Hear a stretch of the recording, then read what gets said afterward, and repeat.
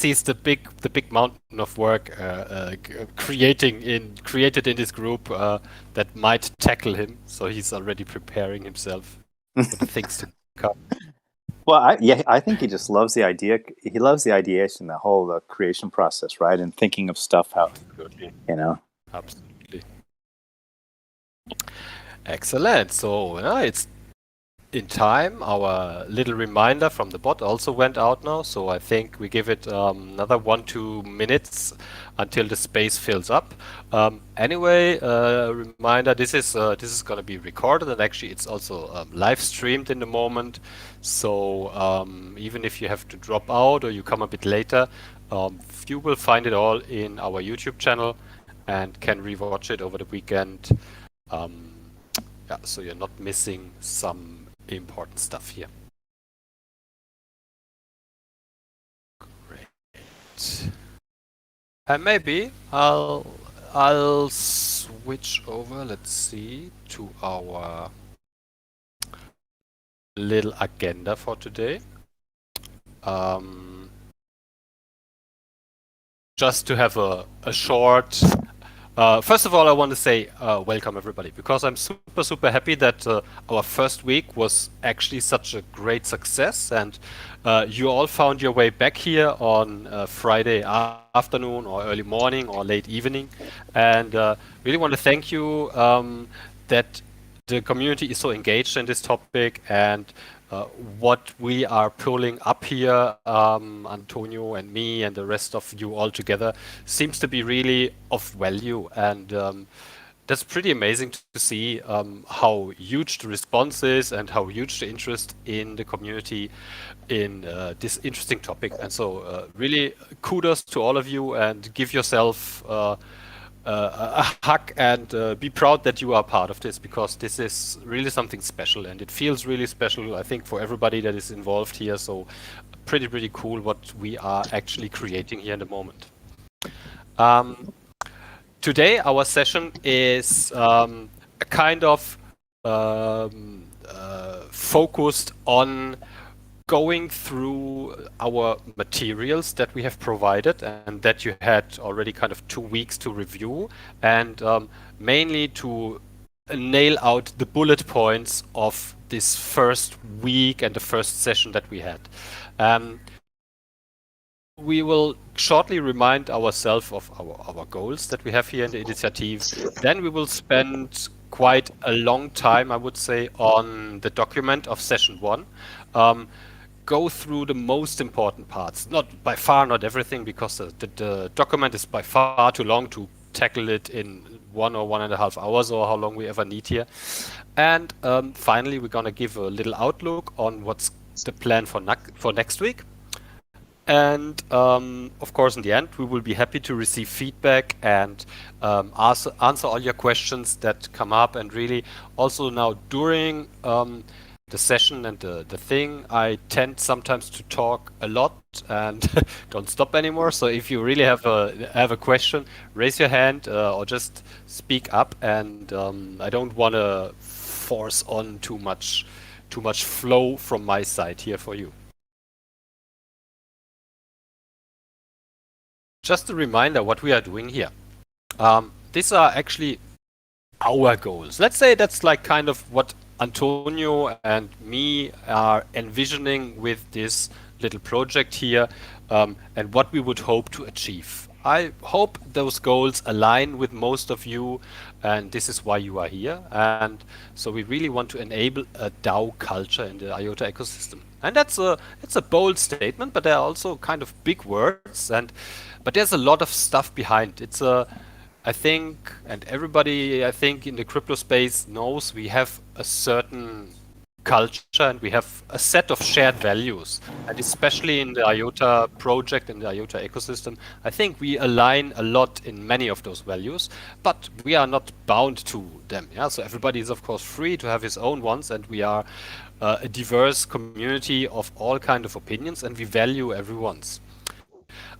We want to elevate the IOTA community to get knowledgeable about DAOs. Yeah? This is our topic. We really want to use this couple of weeks that we have here together and the material that we provide to you to introduce you to the topic and to provide you with the most valuable resources that we have found to learn in your own pace and to learn for yourself what and take what you can take from this. And the great end goal, let's say it like this, and the amazing outcome that could happen from this couple of weeks is that certain people of you that take part in this course will feel engaged and empowered to kickstart their own DAOs in the IOTA ecosystem, or make plans for them, or find other people here in the group and start working together with them in defining your own rules, your own values, and preparing and kickstarting your own goal DAOs. This would be super amazing to see this outcome in the end. Okay, and first of all, has everybody of you that is now part of here had the chance to review the session 1 document? Did everybody find it actually?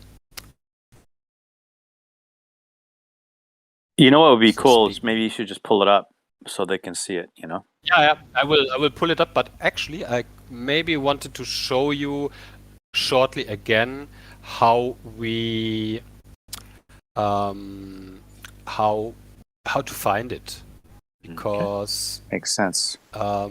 some people have a bit of a trouble with this with the threads that we have in our channel. So you see now this is my Discord screen, and actually we have our governance and DAO category in the Discord here. You have the DAO Pioneers thing, and you see I have here 4 threads. Most of you should also have them. If you don't have the threads, to open them, you can click here on this little symbol. This will usually open the threads. Also, if you are in the channel, on the top of the channel, if you see my mouth, where the channel description is, here's a little 4. This tells you that there are 4 active threads. If you click on them, you can join the thread, and in session 1 learning materials you will find the materials and the discussion about the topics of this session. And I made today a separate thread where all the learning materials will be linked. Okay. Every time you go into that, lastly, it has the same thing else. There's something weird that goes on that. It's a great thing. So I will actually change over now to the other document. So actually our learning document. Does anybody see my screen with the Google Doc file? Okay, yeah, we got it. So again, anyone has any questions or anything unclear until now, speak up, because otherwise I will... Yeah? Everybody fine? Everybody is agreeing? Okay, cool.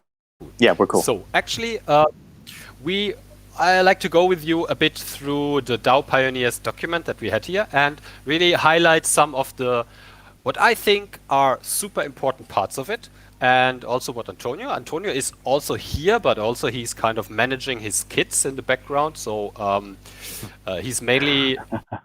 I'm back, no worries. No worries. There he is, cool. Say hello to your mama, she's handling the kids now.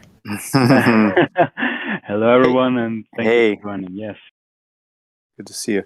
Hey, I just have a question here. You know, I've had a lot of people ask me this, so I'll just bring it up right here.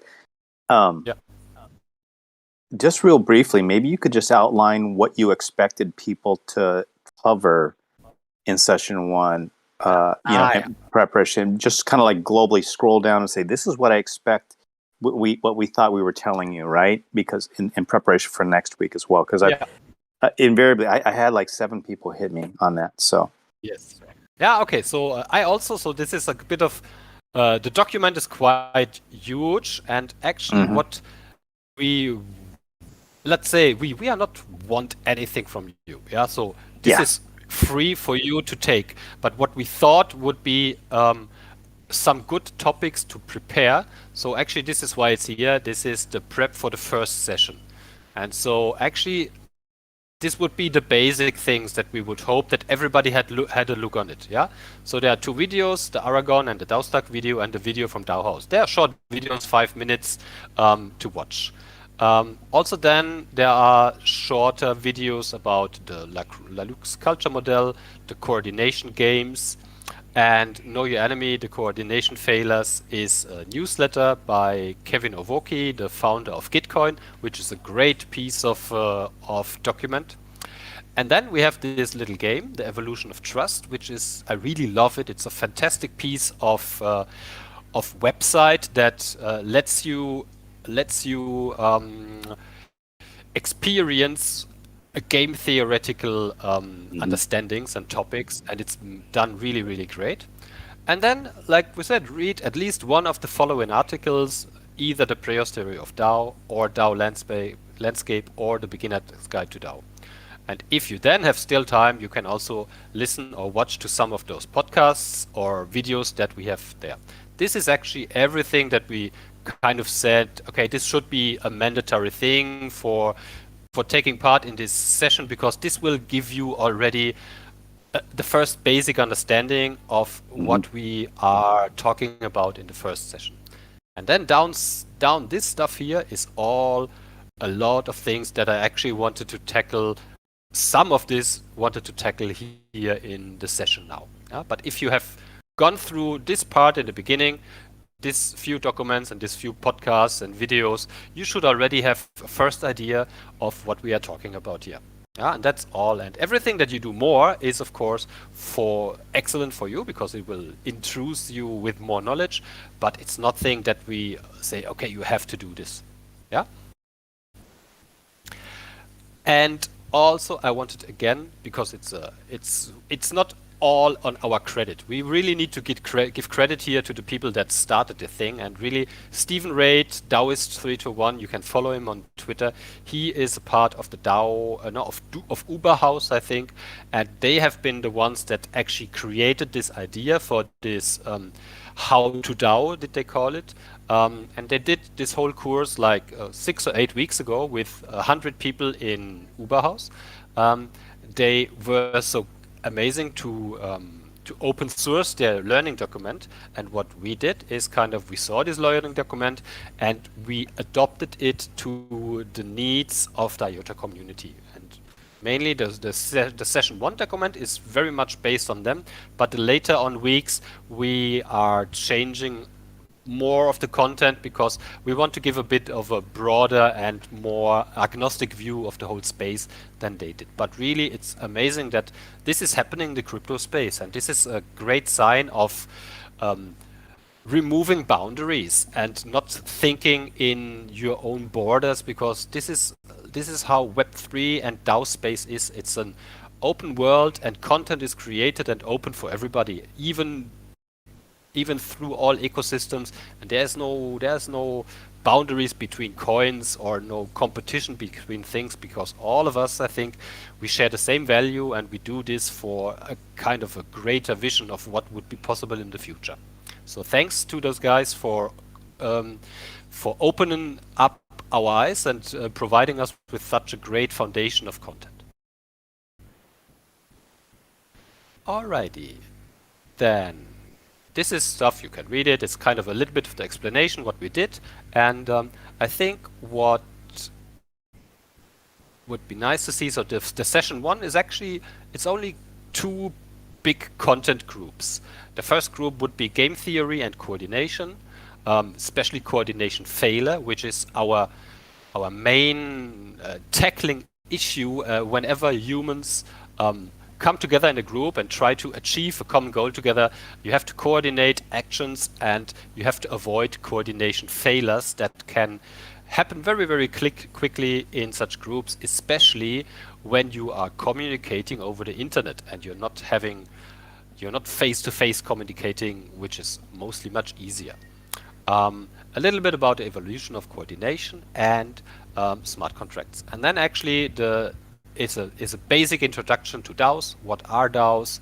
What problems do they solve? And a bit of an overview over the space that is out there and of how DAOs are structuring themselves.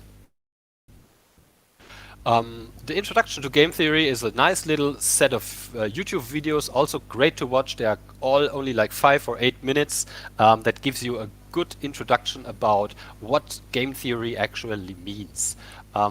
It all nails down to the thing of how to solve coordination problems and how humans evolved and humans developed systems and rules and standards to coordinate actions. And this is something that is not related to DAOs. This is something that is related to human interaction in groups and in societies. And this is stuff that developed over thousands of years of human history. We have always developed formal standards, so rules that are codified by certain parties or rules about how parties are supposed to act. And we have evolved in social conventions, societies, groups of people, tribes,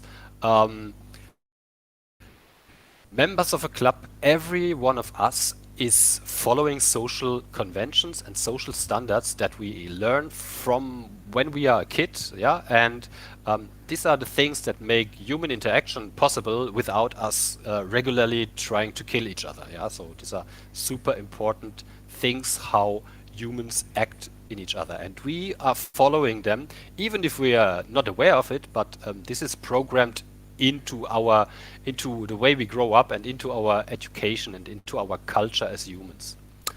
And this is not a binary thing. This is really important that there is a communication of conventions and an agreement on those rules and conventions. And this is what states and governments normally offer us. They offer us laws, and they offer also enforcement agencies that take care that the laws are kept and that the rules are controlled. And if you really want to find out how this game theoretical things work, really play this little game. Click on the thing in the document. You will be coming to a website, and it's a really fun thing. You have these little guys here playing a game with each other. You are controlling them, and you can really try and find out how different types of human actions lead to different outcomes in this little game.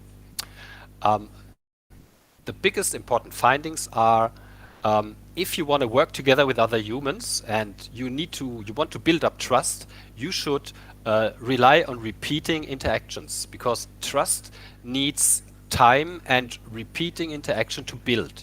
If you do something one time and you get a response from somebody else, it's okay, but you are not sure that the next time you do it, the response will be the same. But if you have done this 100 times and you always get the same response, then this is kind of a automatic learning process that kind of this action leads to this interaction if I interact with this human. Another important thing is find possible win-wins. When you're interacting with somebody else and you are always playing this kind of game theoretical thing, there is mostly a way of interacting with each other that both players can be in a win-win situation and can be better off. Maybe mit a big bitter. And important is, of course, the grade of miscommunication. As soon as there's a huge amount of miscommunication between humans, things normally fail. So we have to find ways or tools of communicating clearly and concrete with each other. The trust breaks down because, just imagine you are communicating with somebody else and you want to build up trust, but regularly whatever you try to tell, what the message that you are sending is received in a completely wrong way. It's not possible to build a trustful relationship if you are actually not speaking the same language, or if communication is lost on the way while it's transacted between you and me. And the internet and our internet community is a perfect example for this, because it's pretty difficult to communicate clearly and especially emotionally in a text-based communication system. Yeah, so it's much. This is also why we do these chat sessions. Yeah, it's so much easier as soon as you hear the voice of somebody else, or even you're in a video chat and you see the human reactions. Humans need this way, and if you're only relying on communication via emails or via internet chats, pretty often things get miscommunicated and misinterpreted, and this will lead to failures in your system and losing of trust. Biggest lesson, I really like this statement what they bring here, so I'm happy to read it, really also out for everybody. If there's one big takeaway from all the game theory, it's this. What the game is defines what the players do. So our problem today isn't just that people are losing trust, it's that our environment acts against the evolution of trust. That may seem cynical or naive, that we are merely products of our environment, but as game theory reminds us, we are each other's environment. So in the short run, the game defines the players, but in the long run, it's us players who define the game. So do what you can do to create the conditions necessary to evolve trust. Yeah? Build relationships and find win-win situations. Communicate clearly, and maybe then we can stop firing at each other, get out of our own trenches and cross no man's land to come together. I really think if you have played the game, and it's a really, when you play it, I've played it the first time, it was, and it's really an experience for somebody. Yeah. So this was a bit about the game of trust and the game theory. Somebody has some comments on this or some questions about it, please? No, I thought it's kind of funny. I mean, you just kind of, as you kind of go through it, it's quite extensive. Yeah. In the beginning, I thought it was just going to take a little bit of time, but actually, it goes, it really gets into it. And I think go ahead. Yeah, no. If you don't, I mean, you can do some shortcuts sometimes, but if you really take time and play out all the possibilities and you try to play all the rules, it can take a lot of time. But you really learn stuff with this little game there, yeah. The last part that they had, the summation sheet, I think was really the last bullet. What to me was interesting is like it seems like the best way for trust to happen is in a situation where there is actually mistrust that that has taken place, be that to miscommunication or whatever it may be. But it seems they're indicating that a little bit of mistrust is desirable, one that can be overcome, and that actually builds more trust. And trust is actually a combination of trust is established based upon the idea that you're going to have future engagement with this person or these people or this group, right? And if you don't have a vision of a future engagement of, you're going to be working with these people, places, or things again, then trust really isn't established. So you need to be able to kind of have the ability to get past a few instances of mistrust due to miscommunication or whatever it may be.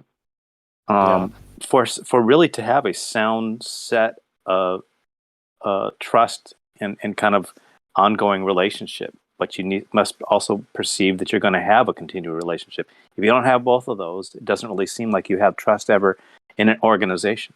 I don't know. Yeah, because there's no incentive of future engagement with this. So why should I not now take all the profit for me?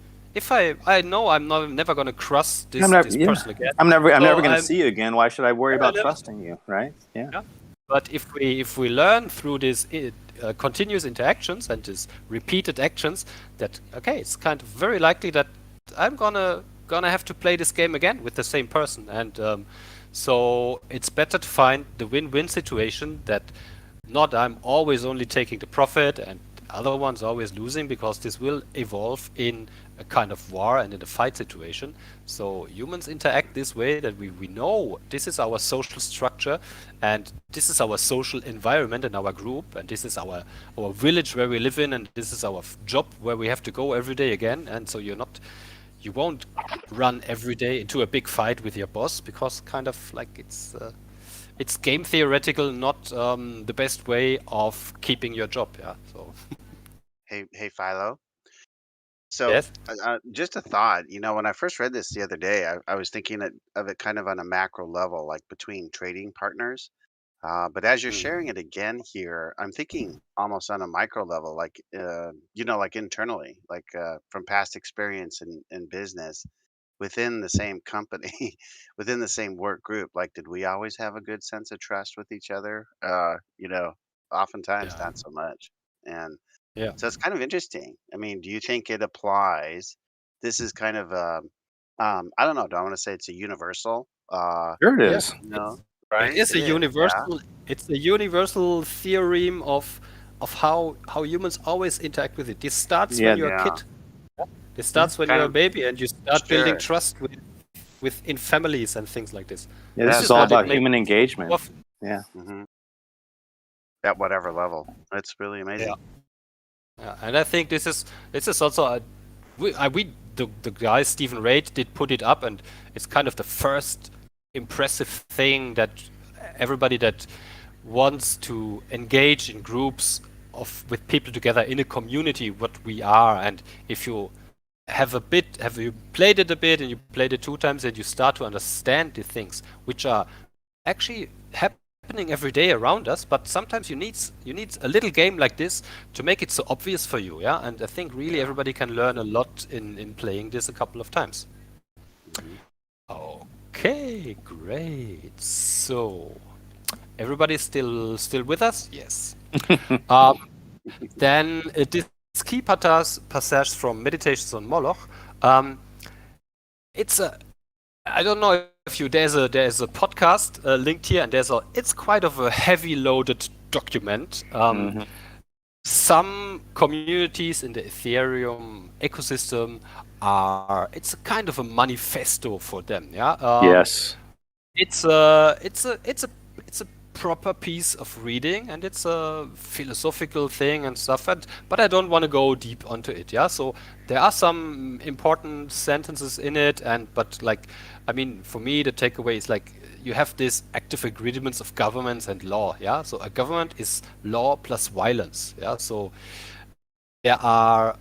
there's a way of enforcing rules, and this is enforced us over government or over institutions that encourage power, yeah, and they have power to enforce this power over us, yeah, and so social codes, gentlemen agreements, guilds, criminal organizations, traditions, friendship rules, all these things are all coordinating institutions, yeah, but they aren't governments, but they keep us out of the traps of changing by changing our incentives. Yeah, so all these things are the regulating bodies that surround us every day, that are surrounding our normal daily life, and all of this stuff is still based on game theoretical principles that humans have found out that if you want to have a sustainable life together in a group of people, um, and actually creating value and have a better future for everyone, it's mostly better to find a way of living peacefully together and coordinating actions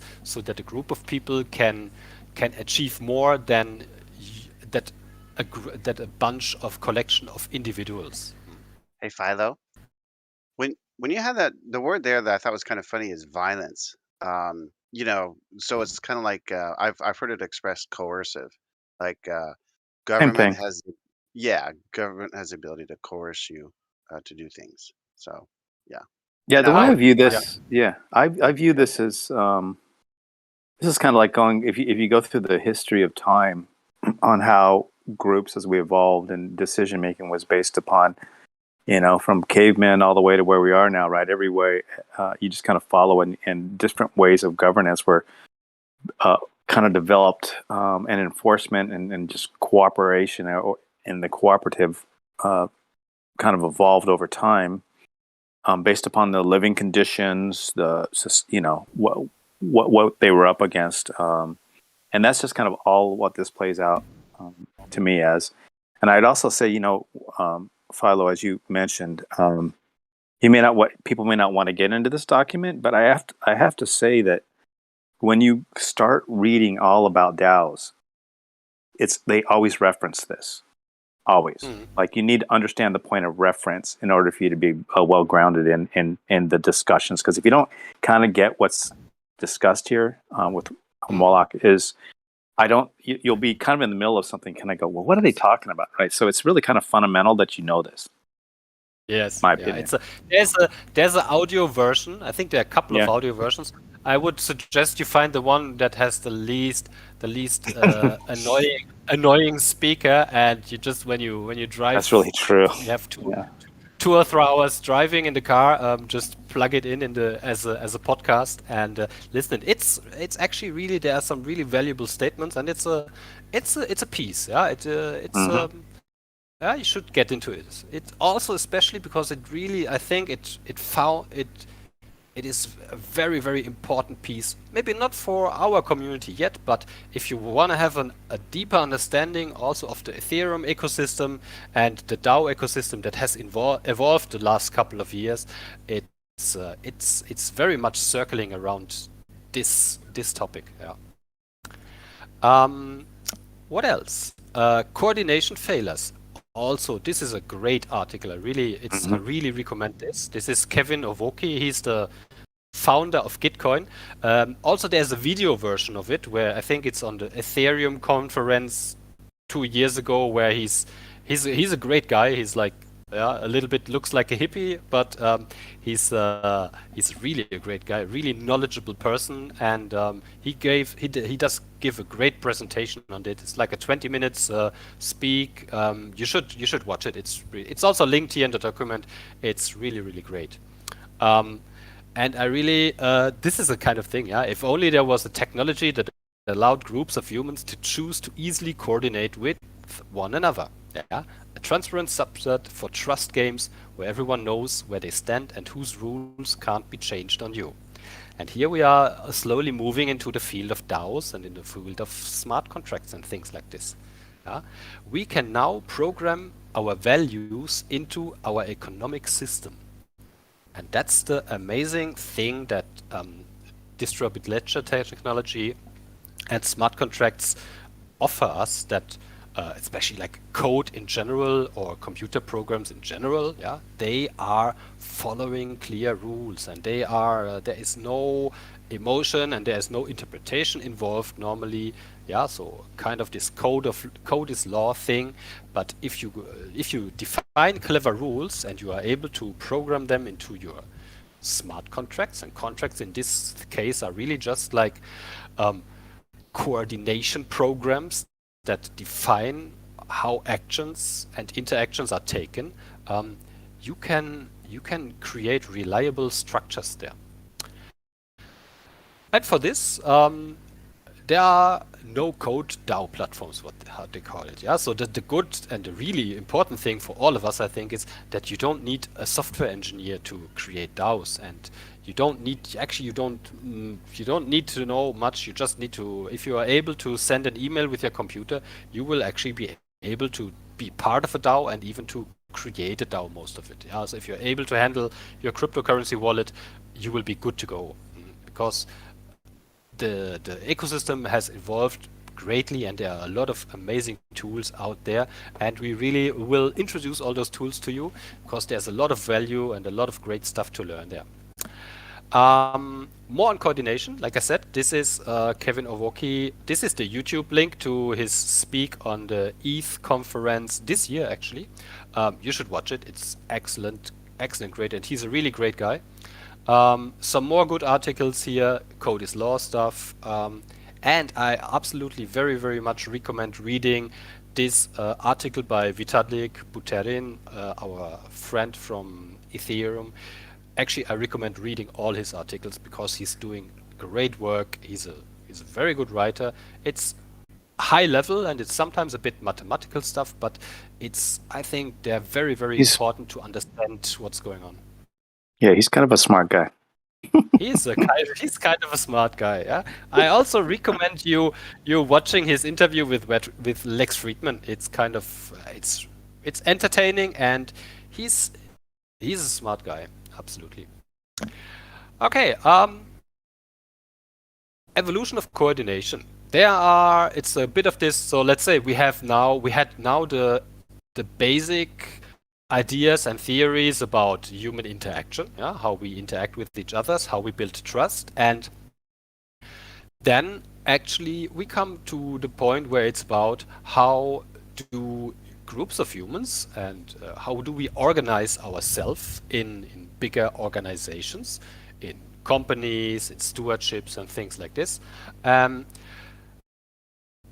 Not too much on this, but I think this is a great overview of, let's say, how traditionally organizations come together. Yeah, so you have like these two distinct types of ownership rights in organizations. You have voting rights. You will see these are kind of the green dots here. And so voting rights are the rights that you are able to make decisions.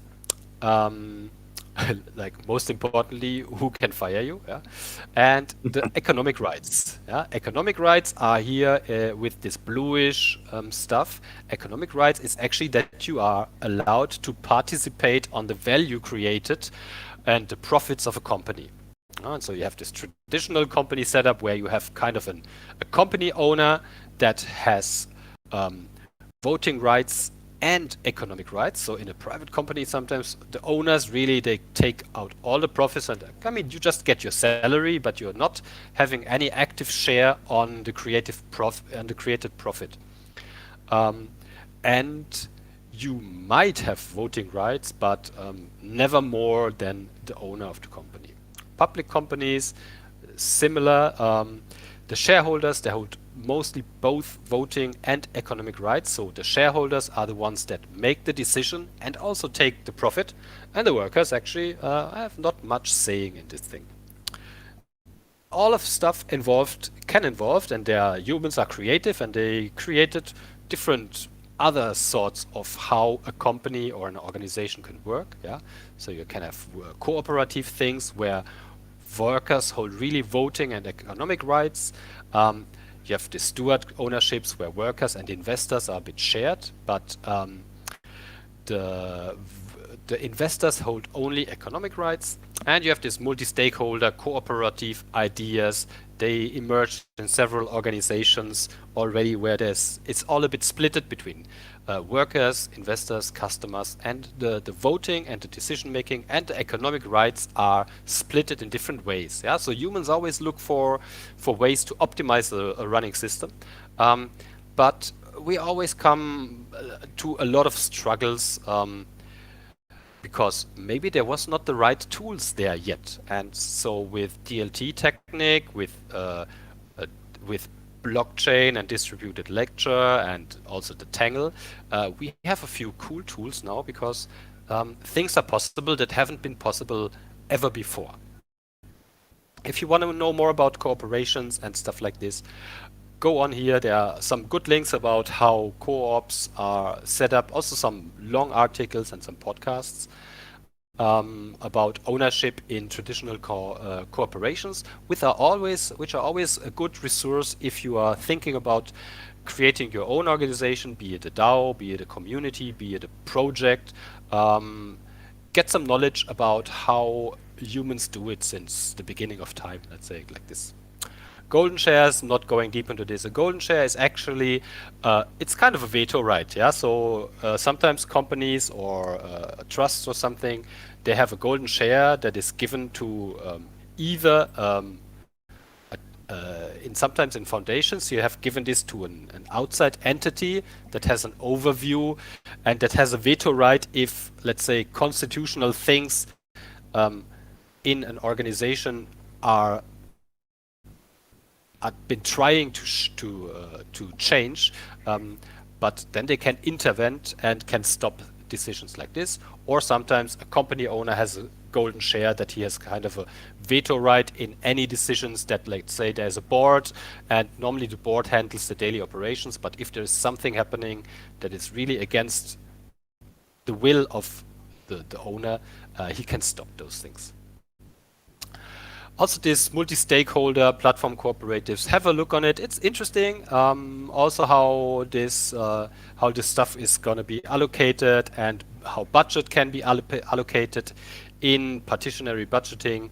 But I'm not going deep into this here because this is takes a long time. Have a read on it if you're interested in. There's also a nice tool linked here how you can make voting on budget. Yeah, so you have you create ideas, people vote on their priorities, and the project with the most votes get funded. This is not just a thing that happens in DAOs.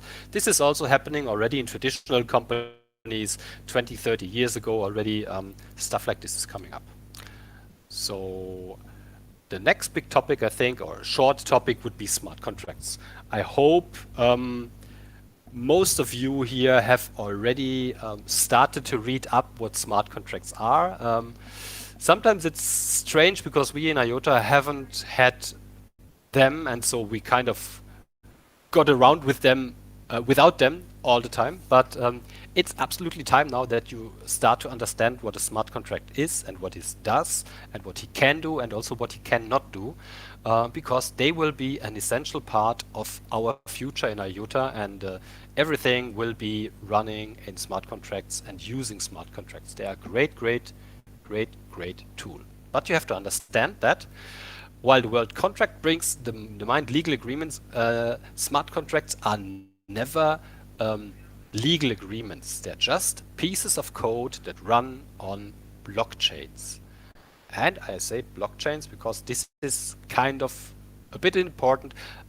This is also why we introduced with ISCP blockchains on top of the Tangle, because for a smart contract you always need a total ordering, and this is something that is not achievable actually with the Tangle, because the Tangle everything is processes in parallel, and so you cannot 100% define a total order of events at all points in time, and for this you need a blockchain structure like we have created it on ISCP.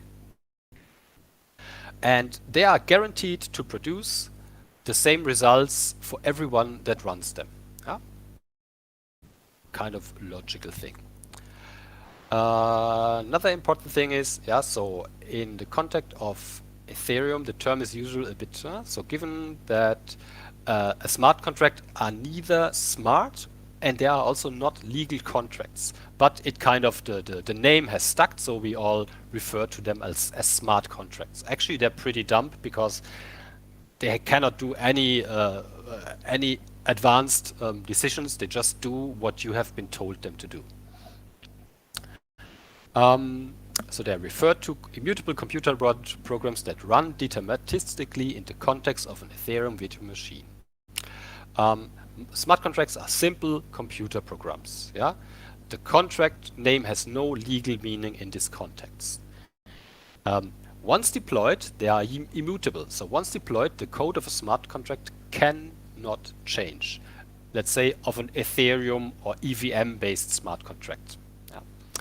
And they're deterministic. This means the outcome of the execution of a smart contract is the same for everyone who runs it. So every node in the Ethereum blockchain, every node in an ISCP blockchain must be able to produce the same result for the code that gets inputted in, and if they all run the same code and the same smart contract, they need to be able to create the same outcome. This is enforceable by code. This is the job of the developers that write them, but this is an important thing.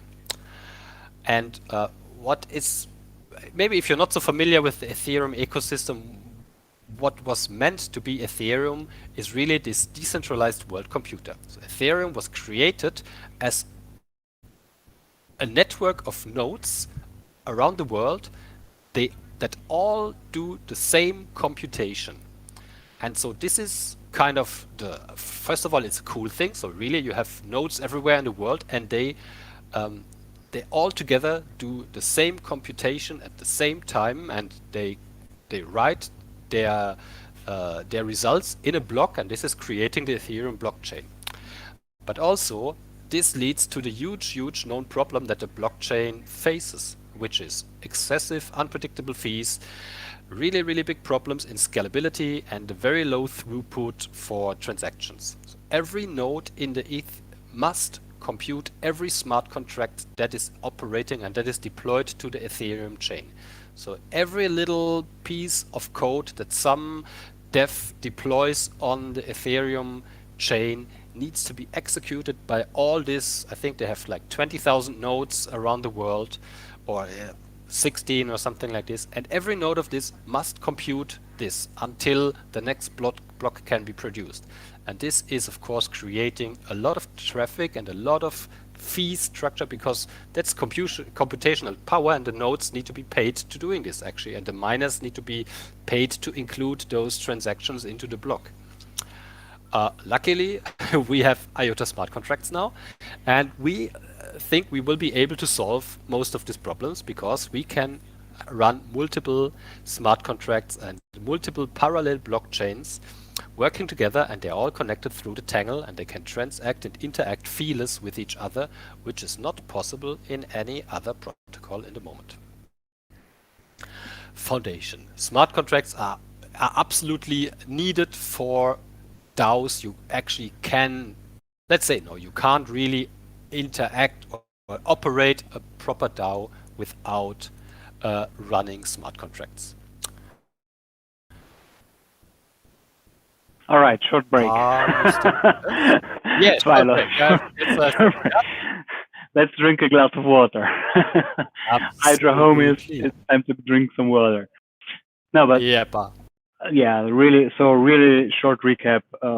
This part was all about history of coordination and organization between people, and how actually with the let's say the time that blockchain came into the life of people, they thought, hey, we have here immutable ledgers, we have here this decentralized software where you put out the code, you define the rules of how an organization works, you put it out there, and it's immutable, so that everyone can decide by themselves if they want to agree to that contract or not. So again, not to the legally binding contract, but how the code was written. So if I agree to how a DAO is structured, organized, and managed and controlled by smart contracts, I can decide by myself if I want to participate in that endeavor or not. And so here, it's all about freedom and deciding by yourself, is the DAO giving me what I am looking for, yes or no? If yes, I participate. If no, I have the freedom and the possibility to rewrite or take the good parts from what I have seen right now and add that things that I feel are missing. And so it's not a perfect system. I mean, it's a work in progress, like blockchain in 2009, 2010, 2011. There were concepts out there, and people had to figure out, okay, now we have this technology, what can we do with it? And some people refer it to having a solution, but not having really a problem.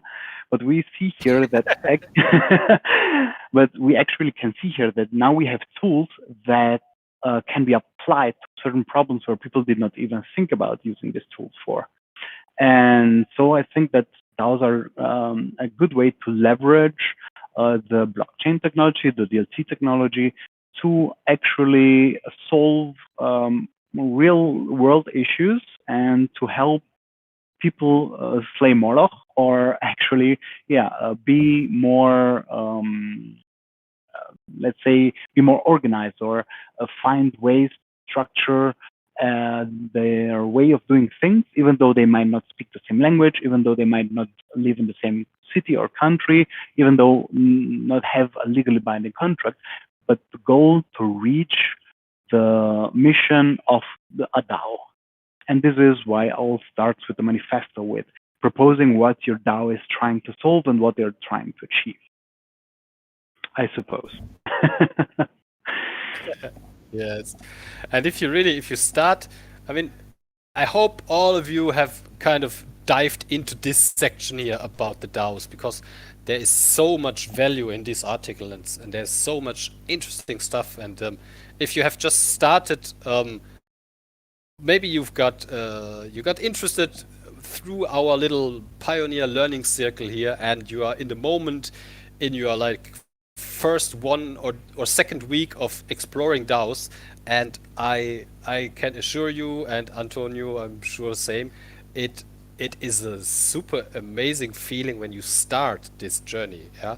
And we have been there all, and we have been there reading up those articles and thinking, what the hell is this? It's kind of DAO, my God, let me read this. And what? They are doing this. And then you can, from one link to the other, from one article to the next one, from one video to the other one, and you start to join a Discord, and you get in contact with people that do this stuff since a couple of years. And you kind of, for me, it was really a very, very amazing experience to actually find out that all this stuff is out there. Because like I said, in IOTA, we have maybe not been really part of this so far, and um, I'm really lucky and happy that we can now take part in this, because it opens a lot of new opportunities for people, and for people that are interested in crypto and that are interested in the thing, but actually like me and you maybe are not a dev, and we are not able to code and program, but we are able to participate in those projects now,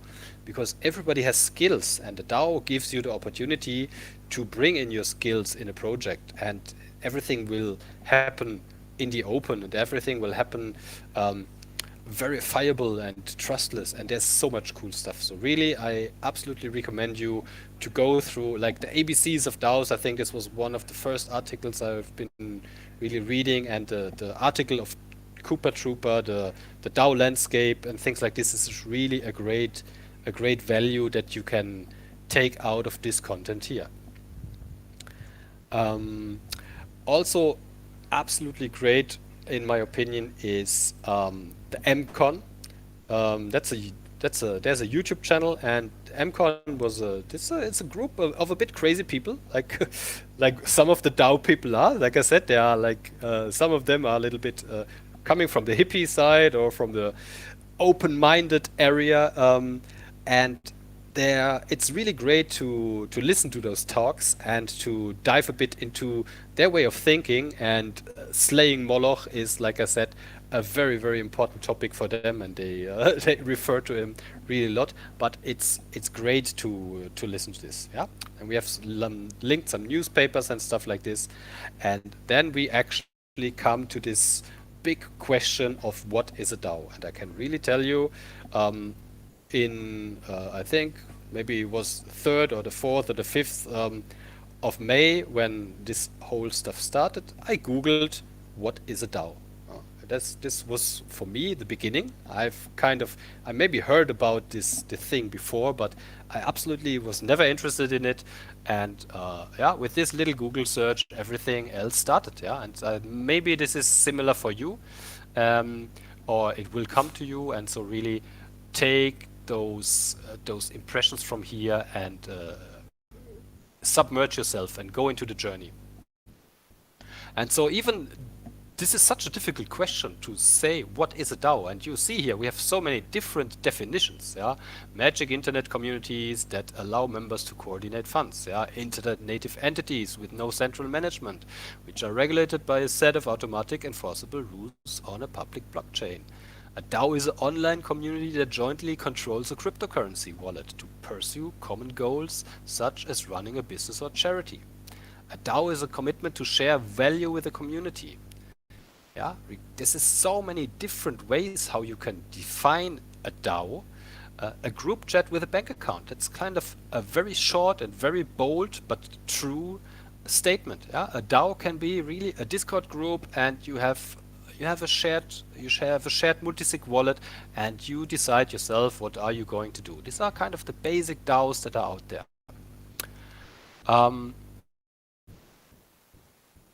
Some more nice things. So all members have at least some direct control over the organization's assets and actions, and nobody other than the members can shut it down. Should be. So this is a bit of this, a bit outside of government thinking. There are not really obeying to the normal laws out there, because kind of your organization is only existing in the internet. It's existing without borders, without nationalities, without any permissions or things that exclude or include a certain group of people. And so most of the DAOs are really seeing themselves as defining their own rules and playing along their own, playing their game along their own rules in their own community. Some things from Aragon. So DAOs allow people to attract and incentive contributors. DAOs incentive contributors by giving them a say in the future of the organization.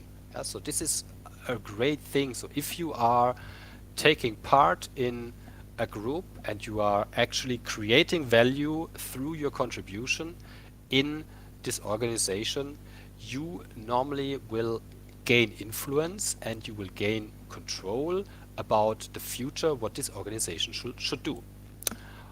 Also, DAOs are a way of pool funds. So DAOs use cryptocurrencies, allowing people all around the world to pool funds.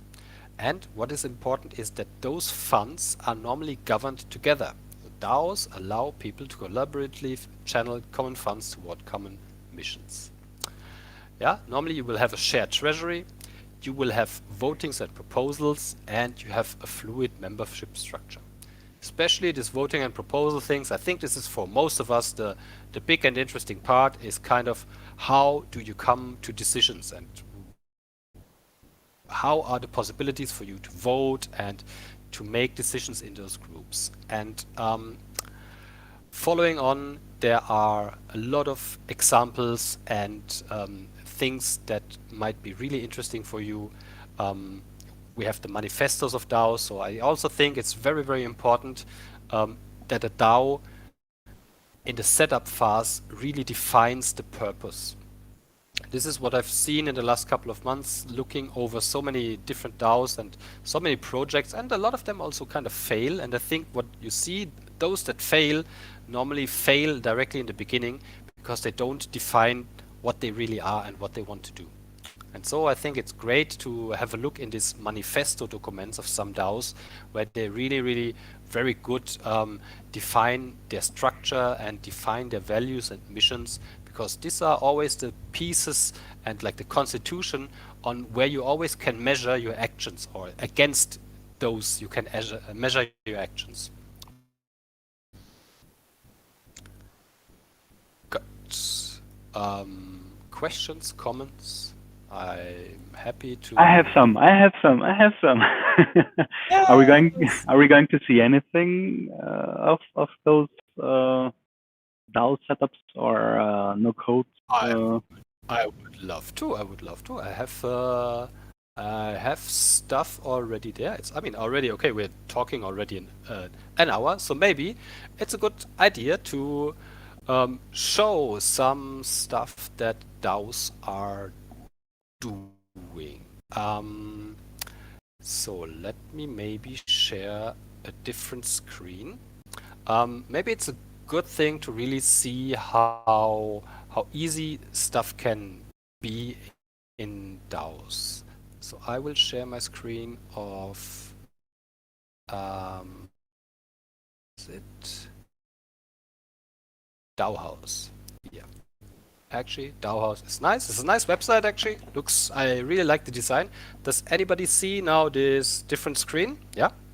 I just see half screen in my stream. I don't know if it's the same for everyone. Yeah, I can see. All right, I see just half screen, gray, and okay, now it works. Sorry. It's all laggy here. So this is DAO House. DAO House is a so-called no-code platform. It actually allows you to very, very easy spin up and open a DAO with actually no coding knowledge and with no really computational scientific knowledge. You just need, the only thing that you need is some cryptocurrencies, yeah, like wrapped Ether or XDAY is a stable coin, and then you can actually create a DAO. Yeah, they have an app. Actually, when I open the app, You still seeing my you still see my screen? Yeah. Yep, Yeah. we see it. Yeah. So what you see, actually, what happened? My MetaMask browser extension directly opened. This is the cool thing in Web3. These websites are all very clever. They know that you are going to do something with cryptocurrency, and so the browser that has directly detected that I'm gonna use my MetaMask wallet to enter my DAO, because this is a DAO that it's not a real DAO. It's just a test DAO that I've been spinning up a couple of weeks or months ago. I've called it the IOTA Nature Fund Test DAO. You see it here, and I've created it on the Ethereum Rinkeby testnet. And my only problem is that I've been running out of funds, and I I don't get fresh tokens from the Rinkeby faucet. It's a not super proper working testnet in my opinion. Yeah, but what I have here is kind of, I have a little overview, a dashboard where I can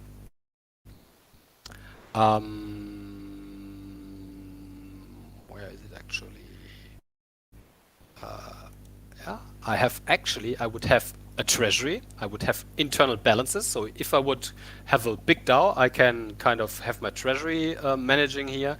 I can also normally,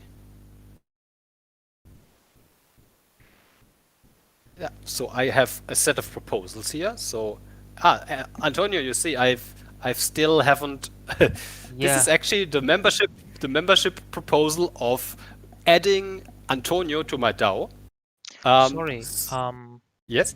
It feels like you're showing something else, but I see the blue screen and unlock the next year in community cooperation. Is it only me? Or...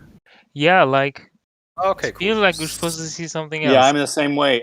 Philo, I think last night you had to switch to the other screen or something. Yeah. Let me see. Okay, that's not. That's a bit stupid. No, that's the wrong one. Yeah, I was waiting for my screen to catch up, but it never did. That's the problem when you have too many of them. Yeah, don't share the Firefly picture where it's about staking. Did you? What word did you use? You guys have to start blocking out more video again.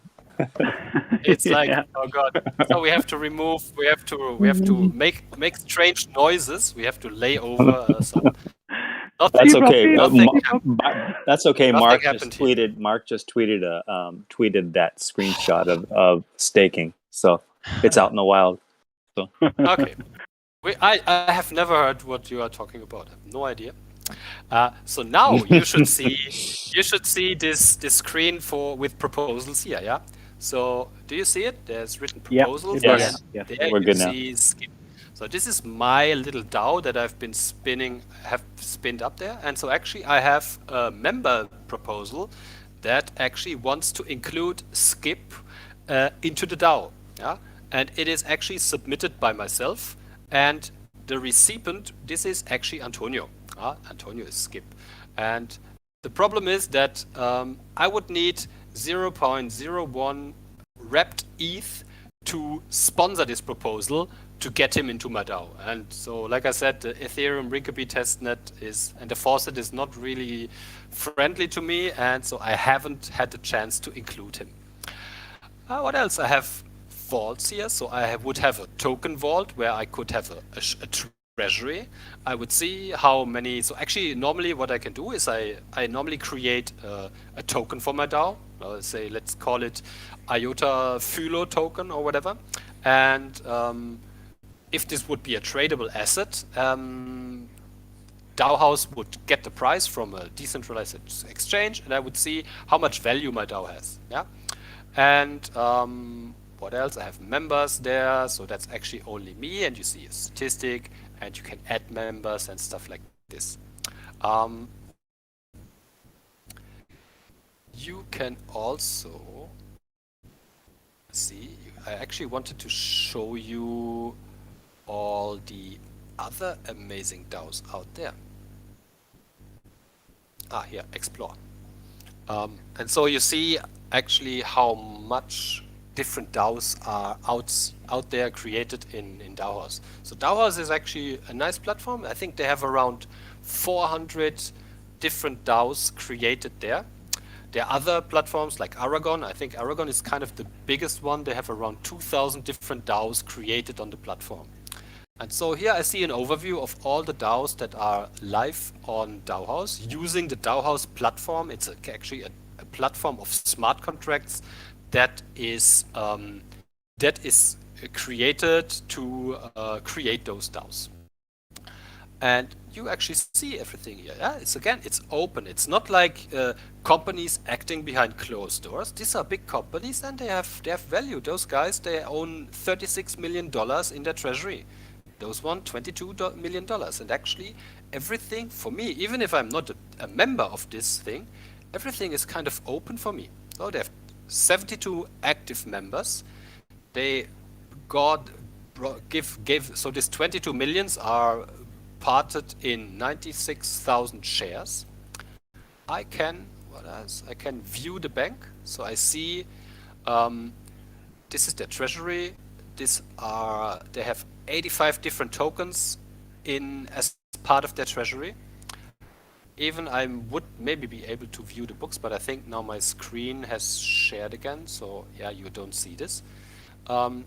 And I can see the members. Yeah, so these are all members. These are Ethereum addresses.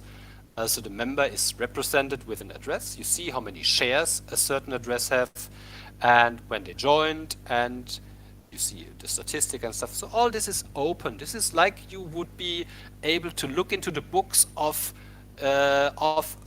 Google or of Facebook or of companies. So this is the cool thing in DAOs. So as it all is happening on the blockchain, everything is transparent, even for outsiders. And so there's actually not a possibility to do shady stuff or to have like agreements and like things that happen behind closed doors. Everything that is involved, movement and actions with tokens, happens on the blockchain and happens transparently for everyone and also for all the members. So if you see that there is a shady action happening and you don't know why a transaction or why funds have been moving from here to there, you can challenge this in your DAO. You can ask questions. So this is just one of many different platforms that are out there that will make it possible for you to create DAOs pretty easy.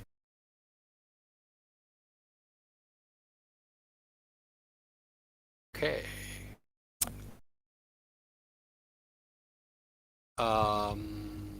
Some questions on this. So again, here in the document, you will find links to most of those platforms. Yeah, so you have a link to DAOhouse, Colony is the one, you have Aragon, DAOstack, and then even simpler things like Gnosis and Multisave, which are actually more just only like a shared wallet with multisig, but this is sometimes enough for a DAO to exist. Yeah, if a DAO is only caring about handling a couple of stocks or maybe buying NFTs and reselling them later to a higher price and share the profit that is made through those trading activities. Yeah, you can have only a wallet where a multisig has access to it, and you organize yourself around this purpose of buying NFTs, selling them later, and make profit together. What else? We have different kind of DAOs. So you have grants DAOs, like this. Let's say these are they have a shared treasury, and they make it possible for you to ask for grants for funding, for starting your project, for startup funding, for developing tools in the ecosystem that would be beneficiary for everyone. You have protocol DAOs, like typical DAO projects are the DeFi protocols like Uniswap, like Yearn Finance, like Aave. They actually mainly exist, or their tokens mainly exist to do protocol governance. And this is kind of a very different field of this DAO thing, because they decentralize their protocol in a way that they give decision-making power over the core technology functions that the DAO has or that the protocol has into the hands of token owners. And they actually, every change in the protocol in Uniswap is up for a vote, and purely based on token ownership, decisions will be taken. So this is, of course, kind of a very capitalistic way of doing things. And you could say this is like a plutocracy, like only the richest can decide, which is true. But for those projects, they flourish on it. Everybody participates on the earned profits because the token price rises, and so people are happy with this. There are several voting platforms. These are actually smart contract frameworks that are used in most of the DAOs. Mostly used is the compound governance smart contracts. So if you are a developer, actually you can use those frameworks. You can spin them up on every EVM chain, even on ISCP, and you could already implement them in our testnet to do stuff. So I personally, with the big help of Kuma and Antonio and Luca, I actually deployed in our EVM already an Open Zeppelin governance contract DAO. And actually created my own first coded smart contract there. So it's kind of really, really easy. You have investment DAOs, you have service DAOs, social DAOs, all kind of stuff. And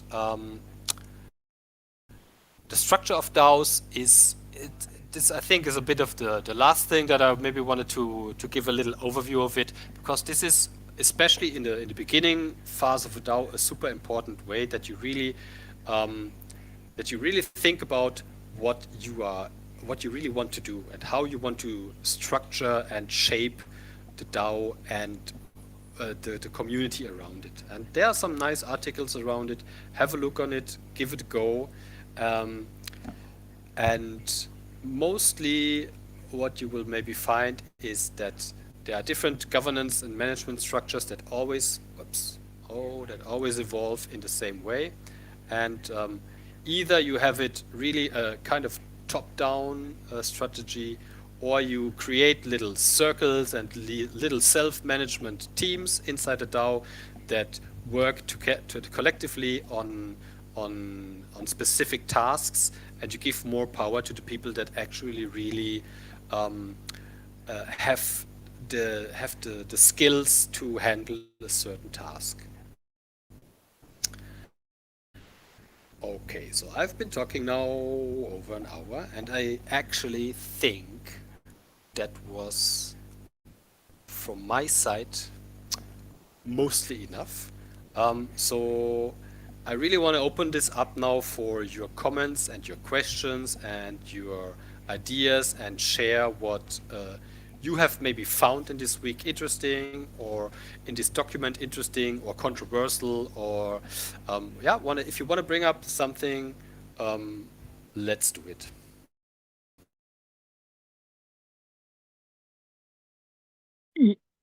I'll just kind of say that I was in a DAO meeting every day of the week today, and then we did it last night. So right now, it just may be much for a lot of people. Plus, of the time of day for a lot of us, it's right. We're kind of in the work hour, so that might be why that might be why some of it, you might not be getting as much interaction as.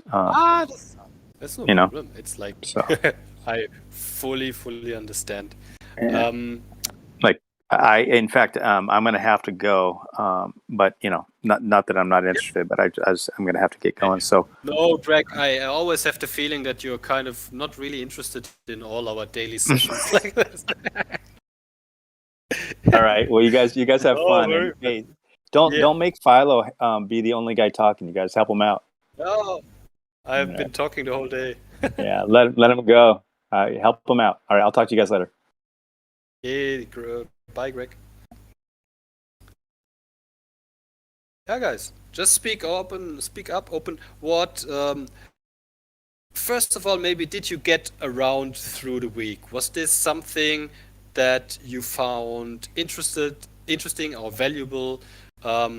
Maybe do you think that we should change the way we do it, or add things or create different things, kind of really feel free to speak up and give us a bit feedback of what your thinkings of this first week of our little learning circle have been. It was a good overview. I mean, you got to know what's out there before you start getting into DAOs. But you said that who was it? Kumar helped you set up a Open Zeppelin DAO on IOTA. We can just why not just jump right into that? Because is it just straightforward? Like I know you can make an ERC20. Is it pretty much the same? You just get the Open Zeppelin contract and you just set up in MetaMask and you're alive. It's kind of this, yeah. So, but I will not be able to do it again with that. But it's actually like this: you go to Open Zeppelin, you have this wizard, yeah, and then you deploy this on Remix, and from Remix on, you connect it with your MetaMask with the EVM chain, and you deploy it in your EVM chain. You mint some governance tokens, and then it is, and then you actually through Remix. You can interact with the contracts. You can create proposals. You can send out tokens to members, and it was kind of very stunning for me to find out how easy it is and how amazing the tools are that have been created out there in the Web3 ecosystem, and I think our ecosystem can learn a lot, can hopefully implement a lot of those tools for us, because it's pretty great experience for me that is really like not a dev, to spin up this couple of WASP nodes, make your own chain, and deploy a DAO on it. Yeah, try. That sounds cool.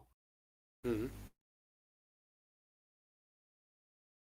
So I think what we are trying to say here is really, I mean, we are the pioneers within the IOTA ecosystem, of course, but there is the whole Web3 that is working on these kind of solutions and challenges, and already prepared so many software solutions, which might not be perfect again, but are already at a good point where it is possible to start up a DAO without even knowing one line of code.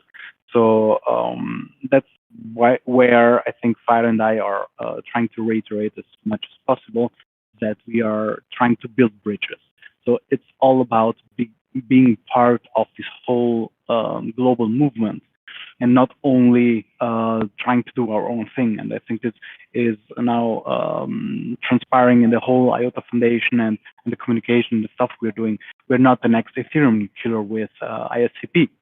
We are giving the people that are working in the Web3 space just another tool to make it possible to be in control not only of their contracts, but also of the infrastructure. So as a developer, now you have two things that you can do. You can spin up your own infrastructure. You can open up your validator nodes to other participants so that they put in their stake by putting in their hardware, for example, and their DevOps, and still decide that you have zero transaction fees because your added value comes from the platform, from the dApp that you're building, and not from transaction fees, which are usually a big hurdle. And so it's not like we have the perfect solution. It's one solution to Web3, and also here, by reaching out to DAO House, to some of the people that are building these tools, like for me, I reached out to the Bitcoin community to coordinate and others. We're really trying to push this build bridges philosophy with the Web3, because they are here to stay, we are here to stay, and we have some really important USPs that might help these people bring their applications to the next level. Really, don't be shy to have a look in those projects. I really found them extremely open, extremely helpful. Kind of like I also think the IOTA community is also, but if you follow a bit of those links, you will get all the links to their Discords, and you actually can just jump in and you will see how DAOs operate, because they operate in Discord. This is the main communication level for them. They might have also some forums, but if you really want to have a sneak peek in how those projects work and what's happening there, jump in their Discord, start a conversation with them. It's a lot of really good people out there. They do their thing in their project, we do our thing in our project, but like Antonio said, it's time to bridge over to those projects and these ecosystems. And I think I've said it in the morning also again, the DAO people are maybe also a bit easier to approach for our side, because I really found them very open and very interested also in other ideas and projects. And so it's really time for us to open our eyes to what's out there around us, and be open to all those possibilities out there. Yeah? So there are great tools being built out there, and okay, we can say, okay, we will find a dev and we just copy it and build it ourselves on IOTA, but also maybe we can just get in contact with them, connect with them, and build it with them together on IOTA, which will be more fun and more rewarding for us and for them, and it will build these connections and bridges between ecosystems and between communities. And I think that's a great way, and DAOs will really help us to achieve this.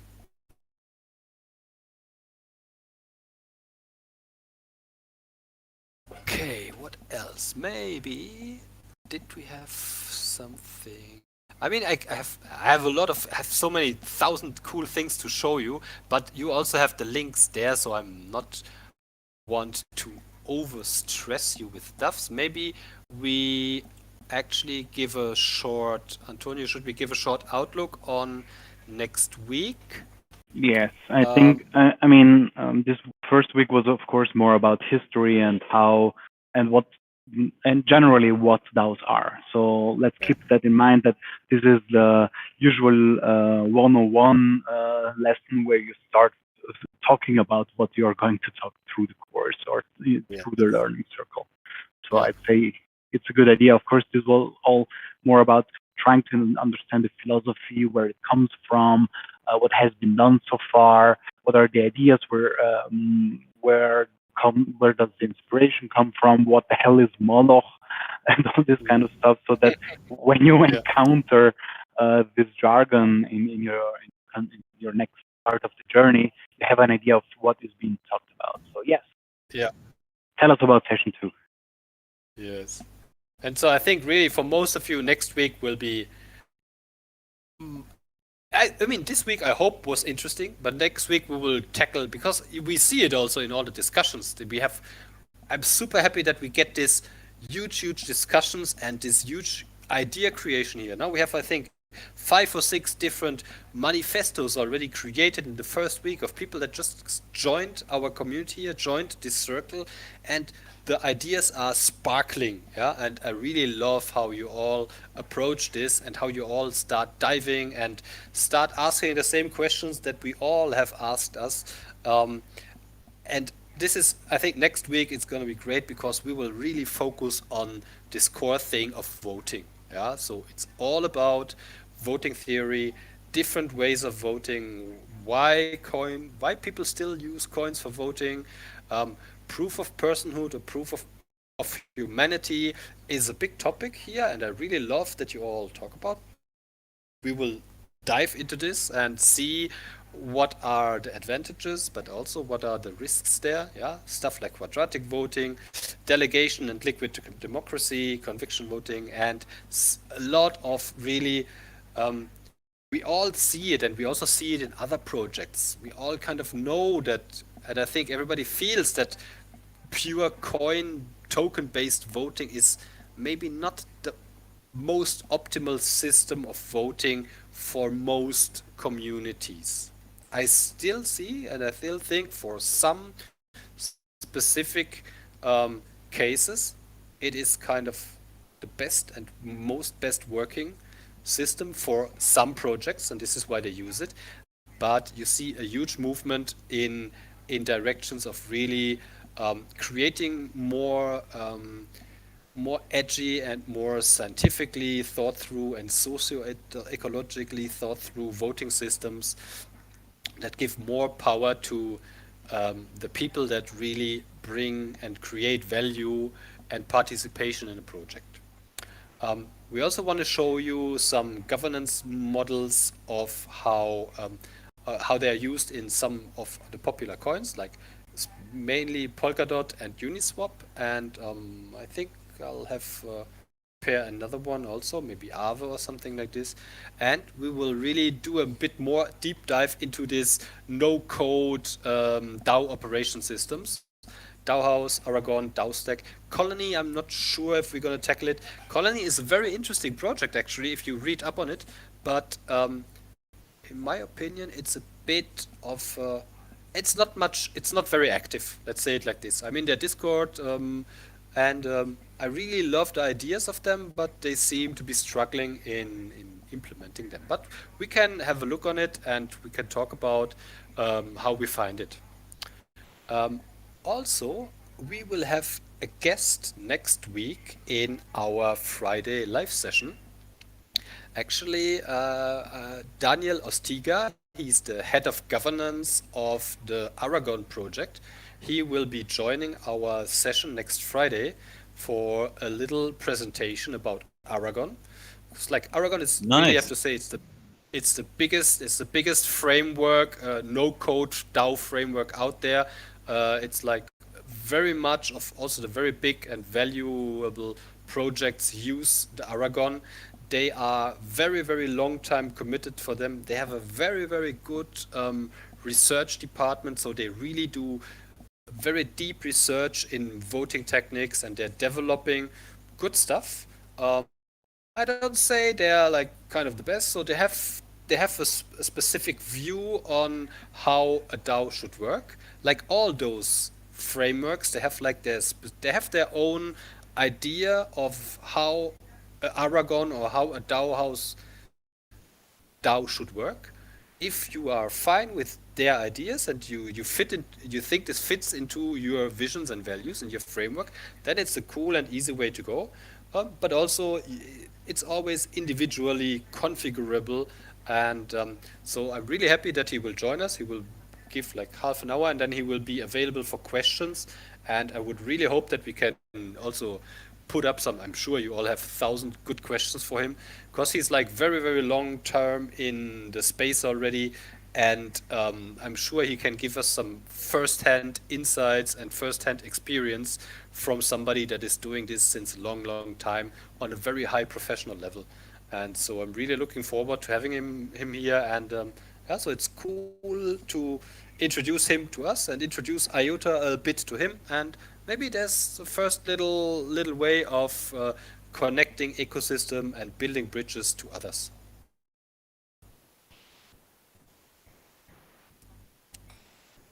Yeah, and do you have any feedback, any questions, anything? Does everybody has the session 2 document already? Did you find it in our Discord thread?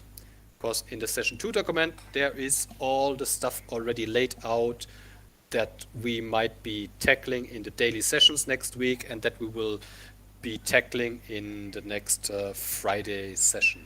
And I think there's a lot of good value stuff, especially everything around voting. It's also, for me, still in the moment, the most interesting, really, really interesting part in this whole voting theory. The papers from Vitalik there are really excellent and absolute valuable content.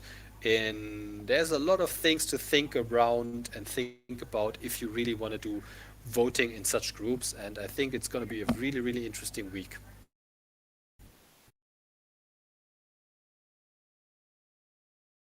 Yes.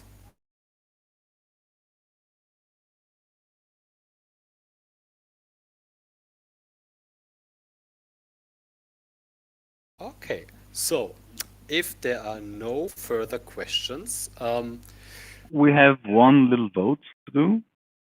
Yes, maybe? Nearly forgot it. Cool. Yes, because you know, we have this little this little background here that Antonio created. Just ask, maybe this is the cool thing.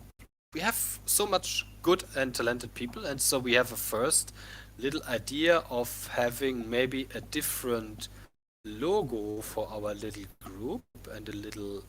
Just have to find it here. I'm preparing a poll so that everyone can actually vote here on Discord, as crazy as it sounds. So stop, and then this one is on the bottom. Yeah. By the way, do you guys get along good with the bot that we're using? You know, we have this new event and poll bot here that also creates this little reminders. Is it something that is okay for you, that you get along with you, or is it kind of annoying? No, I love it. You should extend it all over. I mean, you know, the entire Discord. Actually, it should be possible for everyone to use the bots on the Discord. There are no restrictions right now. We are in the process to set it up as a premium bot so that we can decide who can, and then we give out some roles. But we are now going to publish all the events to the events channel, which has been created in the community category. So also the DAO Pioneer events will be there for people to see what's going on. The X team meetings will be there, and also when Ani Stark is going to do his developer stuff and the MA, I'm trying to push it within the IF to use it more. And of course, if any one of you is going to hold an event, which is within the IOTA ecosystem, make sure to either reach out to us or use the bots. Yes, I really like those bodies. So Antonio is like the bot master. It's also mine. That's the thing. As soon as you start to move out and have a look in other ecos, you find all these really cool, nice tools that are already out there. Yeah. So, why not just use what is created already there, implement it for us, and it's amazing. And same like if we create tools, others will use them. Yeah, a great example is like the thing that we use for the wiki. You know, maybe you have seen Jeroen has created this amazing editor for the wiki, built it for Docosaurus, and it's now a super popular tool for other wikis that use Docosaurus, and they're all really fancy in Jeroen to finishing the editor because everybody wants to use it. And this is how collaboration in crypto should work. Yeah. It's not about having closed ecosystems and keeping our stuff for ourselves and they keep their stuff for ourselves. Yeah, it's open source stuff. Somebody creates value, and that's not only value for one project, that's value for everybody. And it's so great that you can just use it, and it's also you're not hurting anyone. You're making everything more usable and more user friendly. We provide some feedback for them, and so the whole space grows together. And this is, I think, where we have to go to. Anything else? How about the times? Is the Friday time good for everyone? I mean, I know that everyone is here, but maybe we have different proposals. So take the time to go to the IOTA DAO Pioneers and do proposals for different times. And we have to keep in mind that, of course, Philo is in a different time zone where now it's like late in the evening, late in the night. So we'll try to figure out if we keep it in this format where we have one meeting, or probably we have to split. The good thing to be all together from the European time zones and also for the America and Asia time zone is that actually everyone can participate. And the thing about DAOs is really also figuring out solutions to participate with people that are not always in the same location. So, but really, it's like if you really all feel this is kind of not a good time for nobody, then we'll find different solution for next Friday. I mean, okay, of course we have this. Daniel is kind of this, like, it's gonna be 3 p.m. European time because he's also really busy. He only has like 45 minutes for us, but yeah, we can also think about if we really want to get into working together, more together, we can make 2 group meetings. We can, from my side, also no problem to do it on a Saturday or whatever, but like, I know you all have family and stuff to do, but yeah, propose ideas in the chat. If you are happy how we do it, it's great. If you think we should change some things, then we will change some things. Yeah, that's like not a problem for nobody.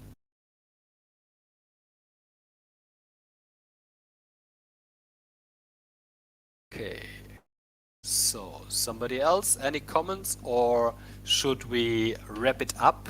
Because actually, I think we are also good in time for sending you over to the AgriD convention of Adamski, because I think in like 15 minutes, Dom is gonna give a speech there about DLT and use of IOTA in agriculture, and there's a lot of cool stuff happening over in Adamski's convention, and actually kind of we took some attention from him today for Friday, but it was kind of better for our internal schedule. But we really promised him to send everybody over now to the AgriD convention, because it's a lot of cool stuff happening there. They have 3 stages with a lot of cool people from other ecosystems, from the United Nations, from IBM, from Hyperledger, from Cardano. And so if you want to hear some good speeches and see some cool stuff in the presentations there, move over to the AgriD convention and see some cool stuff there. And everybody else, really, really thanks a lot for taking part here, and we will see you on Monday for our normal scheduled US and Asia and EMEA sessions with Antonio and me. Okay, everybody? Thank you very much for your time, also from my side, and see you on Monday in European time. Thank you. Thanks. Thank Bye. Bye. Have a good weekend, everybody. Thanks a lot, guys. Have a nice day. Thank you. Bye bye.